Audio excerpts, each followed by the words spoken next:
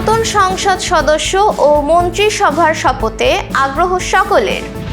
আজ বছরের প্রথম বলয়গ্রাস সূর্যগ্রহণ। প্রস্তুত গাড়ি সংসদ সদস্য হিসেবে শপথের পর ফোন যাবে নতুন মন্ত্রীদের কাছে। অন্তর্বর্তী সরকারের সময়ে ভারতের সঙ্গে সম্পর্ক ভারসাম্যপূর্ণ জানালো প্রধান উপদেষ্টার দপ্তর। অনার্স চতুর্থ বর্ষ পরীক্ষার ফর্ম পূরণের বিজ্ঞপ্তি প্রকাশ করেছে জাতীয় বিশ্ববিদ্যালয়। দর্শক, গ্রামের কাগজের সকালের সংবাদে আপনাকে স্বাগত জানাচ্ছি। আমি প্রত্যাশা আক্তার নিশা। শুনছিলেন প্রধান শিরোনাম, এছাড়াও রয়েছে রাশিফল। এবার চলুন যাওয়া যাক মূল আয়োজনে। বিএনপির চেয়ারম্যান তারেক রহমানের নেতৃত্বে নতুন মন্ত্রিসভার সদস্যদের শপথ পড়ানো হবে আজ মঙ্গলবার। সাধারণত বঙ্গভবনে শপথ অনুষ্ঠিত হয়ে থাকলেও এবার তেমনটা হচ্ছে না। এবার প্রধানমন্ত্রী সহ নতুন মন্ত্রী পরিষদ সদস্যদের শপথ জাতীয় সংসদ ভবনের দক্ষিণ প্লাজায় অনুষ্ঠিত হবে। তাদের শপথ পড়াবেন রাষ্ট্রপতি মোহাম্মদ শাহাবুদ্দিন। একই দিন সকালে জাতীয় সংসদ ভবনের শপথ কক্ষে নবনির্বাচিত সংসদ সদস্যরা শপথ নেবেন। প্রধান নির্বাচন কমিশনার এম নাসির উদ্দিন সংসদ সদস্যদের শপথ পড়াবেন। সকলের আগ্রহ এখন এই শপথের দিকে, বিশেষ করে মন্ত্রিসভার। নতুন মন্ত্রিসভার সদস্যদের শপথ অনুষ্ঠানে প্রায় 1000 দেশি বিদেশি অতিথিকে আমন্ত্রণ জানানো হয়েছে।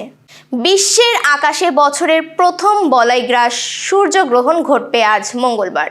আন্তঃবাহিনী জনসংযোগ পরিদপ্তর ISPR এক সংবাদ বিজ্ঞপ্তিতে এ তথ্য নিশ্চিত করে। এতে জানানো হয় 2026 সালের প্রথম এই সূর্যগ্রহণটি বাংলাদেশ সময় আজ বিকেল 5:56:36 থেকে শুরু করে রাত 8:27:36 গ্রহণটি শেষ হবে। গ্রহণটি চলাকালীন বাংলাদেশের সন্ধ্যা ও রাত থাকবে বলে এ দেশ থেকে এটি দেখা যাবে না। তবে আর্জেন্টিনা, চিলি, দক্ষিণ আফ্রিকা এবং অ্যান্টার্কটিকা মহাদেশের বিভিন্ন অঞ্চল থেকে এই সূর্যগ্রহণটি সরাসরি প্রত্যক্ষ করা যাবে। দীর্ঘদিনের রীতি ভেঙে বঙ্গভবনের বাইরে সংসদ ভবনের দক্ষিণ প্লাজায় নতুন সরকারের শপথ আয়োজনের প্রস্তুতি শেষ করেছে অন্তর্বর্তী সরকার।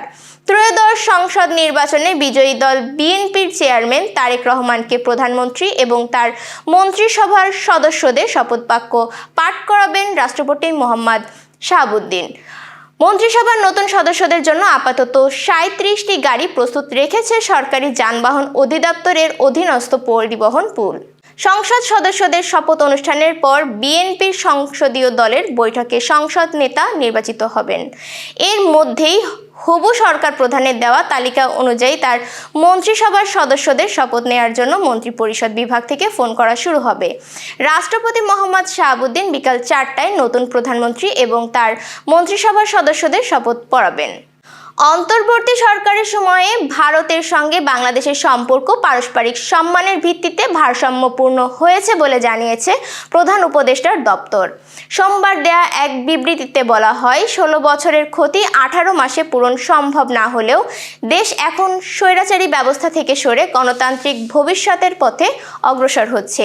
এছাড়া অর্থনৈতিক ও পররাষ্ট্রনীতিতে অগ্রগতি, ব্যাংকিং খাতে তদারকি জোরদার, আইন শৃঙ্খলা বাহিনী ও বিচার বিভাগে সংস্কার এবং গণমাধ্যমের স্বাধীনতা পুনঃপ্রতিষ্ঠায় কথাও বিবৃতিতে তুলে ধরা হয়েছে।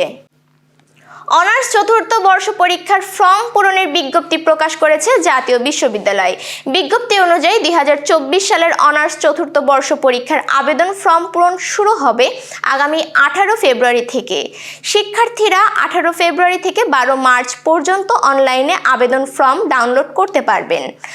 কলেজ কর্তৃপক্ষের মাধ্যমে ফর্ম নিশ্চয়নের শেষ তারিখ 15 মার্চ। নির্ধারিত ফি 12 থেকে 18 মার্চের মধ্যে সোনালী সেবার মাধ্যমে জমা দিতে হবে।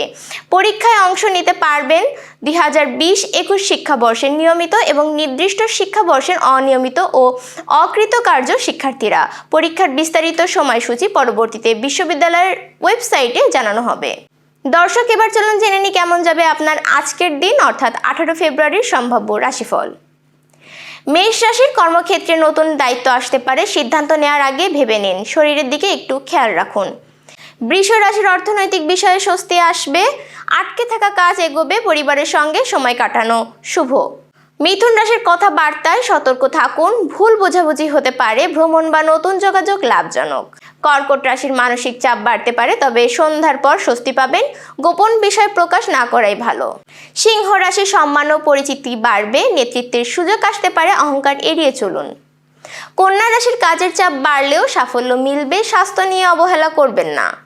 তুলা রাশির বন্ধু বা সহকর্মীর সহযোগিতা পাবেন, আইনি বা কাগজপত্রের কাজে শুভ ফল।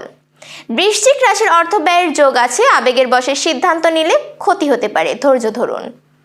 ধনু রাশির নতুন পরিকল্পনা সফল হতে পারে, শিক্ষার্থী ও চাকরি প্রার্থীদের জন্য ভালো দিন। মকর রাশির পরিবারে সুখবর আসতে পারে, জমি বা সম্পত্তি সংক্রান্ত বিষয়ে অগ্রগতি। কুম্ভ রাশির সৃজনশীল কাজে সাফল্য, প্রেম বা দাম্পত্য জীবনে ইতিবাচক পরিবর্তন।